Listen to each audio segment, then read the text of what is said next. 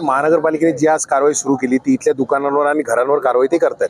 आणि हे जे दुकानं आहेत तर ते तत्कालीन आयुक्त यांनी अंध आणि अपंग लोकांना दिलेले होते त्यांच्या उदरनिर्वाहासाठी. परंतु या आयुक्तांनी असा निर्णय घेतला की ह्या दुकानांमुळे कचरा होतोय, ट्रॅफिक जाम होती, म्हणून ह्या दुकानं आता पाडायच्या, असा निर्णय प्रशासनाने घेतला. मुळामध्ये प्रश्न असा होता, जर समजा ही कारवाई होती ती सर्वांवर व्हायला पाहिजे, परंतु ही कारवाई सर्वांवर न होता काही टिपिकल लोकांवर होती आणि काही टिपिकल लोकांना कारवाई होत नाही. ज्यावेळेस आम्ही कागदपत्र काढले त्यावेळेस असं लक्षात आलं की मागच्या 2023 जुलैमध्ये ज्यांनी अर्ज केला त्यांना परवानगी मिळाली, परंतु त्या अगोदर मार्च महिन्यामध्ये ज्यांनी अर्ज केला 2023ला त्या लोकांना परवानगी दिली नाही. आणि पुन्हा आम्ही ज्यावेळेस खोलामध्ये गेलो त्यावेळेस राजकीय लोकांनी प्रेशर आणून त्यांना परमिशन दिली, हे आमच्या डोळ्यासमोर दिसून आलं.